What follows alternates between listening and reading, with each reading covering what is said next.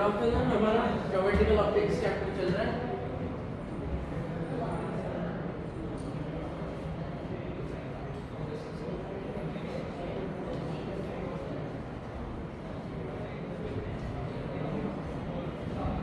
Last class में हमने spherical mirror क्या होता है वो देखा था। हमने एक ग्लास का स्फीयर लिया, उसको उसका पार्ट हमने कट किया और फिर उसको हमने पॉलिश कर दिया एक साइड से। वैसे हमने एक स्फेरिकल मिरर देखा। उसके पार्ट्स देखे हमने, centre of curvature, radius of curvature, hole, diameter, ये सब चीज़ें देखी हमने। नेक्स्ट शेडिंग डालते हैं स्फेरिकल एबरेशन।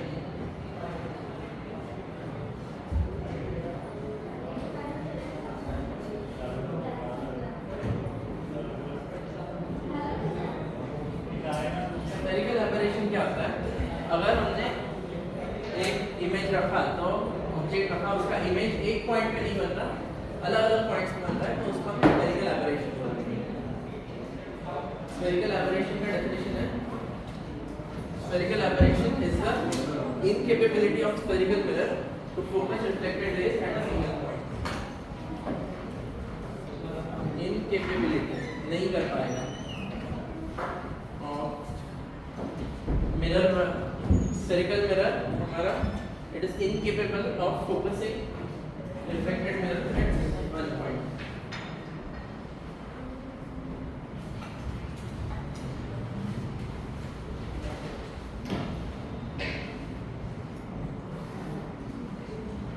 तो अगर हमारा एक पैरेलल रे आ रहा है, यहाँ इस पॉइंट के थ्रू पास हो रहा है, ये हमारा C है, ये हमारा Q रहेगा, ये एंगल इम्पीडेंस I है।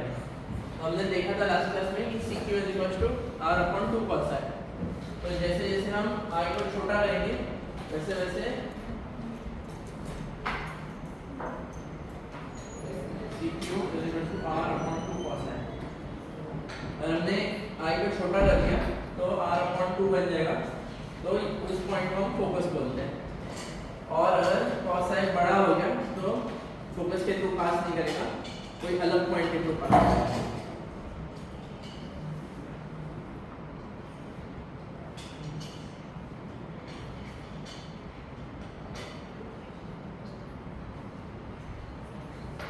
हम देख रहे हैं कि एक पॉइंट पे नहीं कन्वर्ज हो रहे हैं, अलग अलग पॉइंट पे इंटरसेक्ट कर रहे हैं।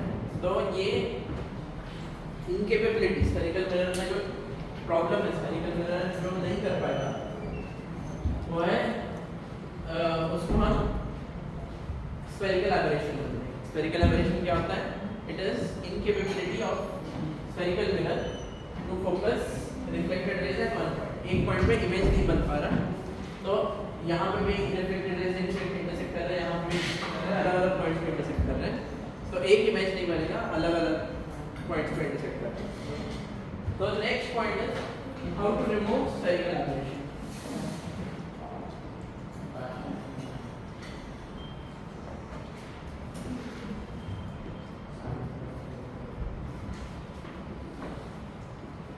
How to remove spherical aberration, क्या क्या कर सकते हैं हम? First thing is use parabolic mirror. Spherical mirror use ही मत करो, पैराबोलिक मिरर यूज करो।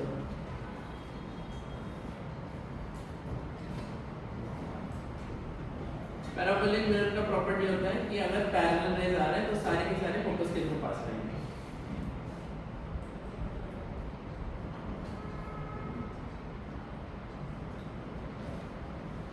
For small angular incidence and large angular incidence, i छोटा रहा मोटा रहा फर्क नहीं पड़ता, सारे रेज फोकस के थ्रू पास होंगे।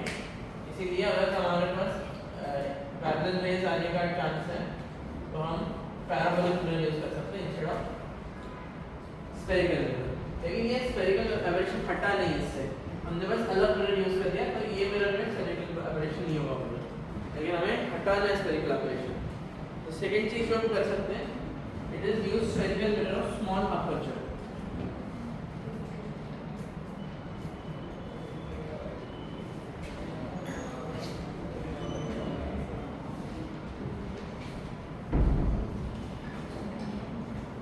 Use spherical mirror of small aperture. इसका एडवांटेज क्या होता है?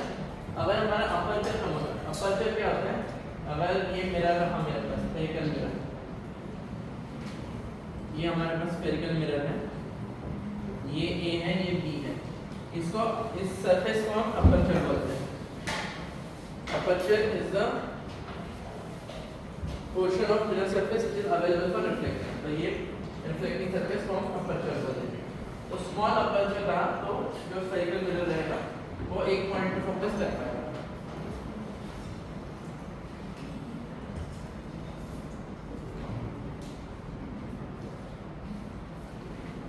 तो हो क्या रहा है हमारा स्मॉल अपर्चर की वजह से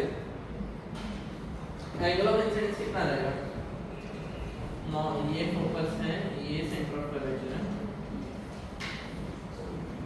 जितना अपर्चर छोटा करेंगे उतना हमारा एंगल ऑफ इंसिडेंस भी कम होता जाएगा। और अगर I small cos I is 1, तो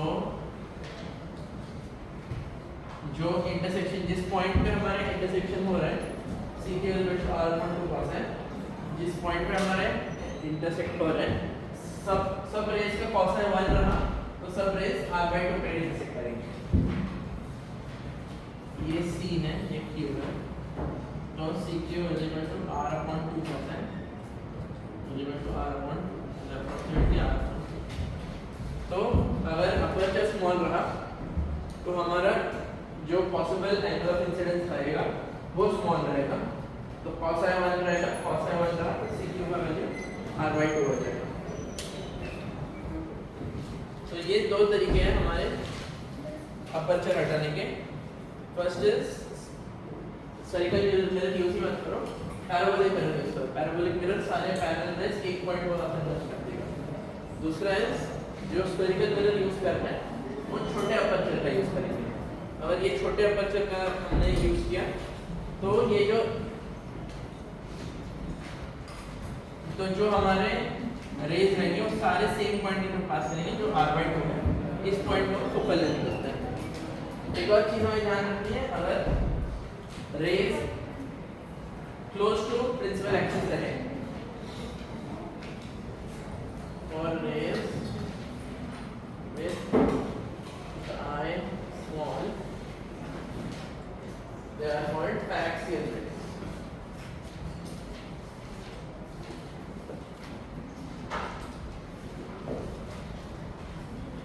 पैराक्सियल रेस क्या होते हैं?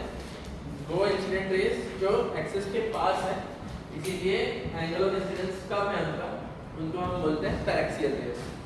और ये पैराक्सियल रेस भी हमने I स्मॉल ऐसे बोलते हैं।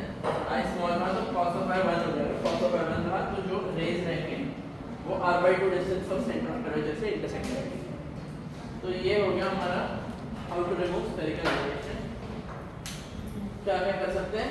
स्फेरिकल एबरेशन यूज ही मत करो, या फिर जो स्फेरिकल मिरर है वो स्मॉल अपर्चर का यूज करो। तो अगर हमारे पास बड़े अपर्चर का स्फेरिकल मिरर रहा तो इसको आइदर हम कट कर देंगे, या फिर इसको ब्लैक पेंट कर देंगे। अगर ब्लैक पेंट कर दिया तो रिफ्लेक्शन नहीं करेगा, सिर्फ इतने पार्ट में ऐसे रिफ्लेक्शन होगा। ठीक है, तो अगर हमें स्मॉल अपर्चर का मिरर मिल जाए तो वो यूज कर लेंगे। अगर बड़े अपर्चर का ही है तो हम जो एक्स्ट्रा पार्ट है उसको कट कर सकते हैं या फिर ब्लैक पेंट कर सकते हैं, तो अपर्चर कम हो जाएगा।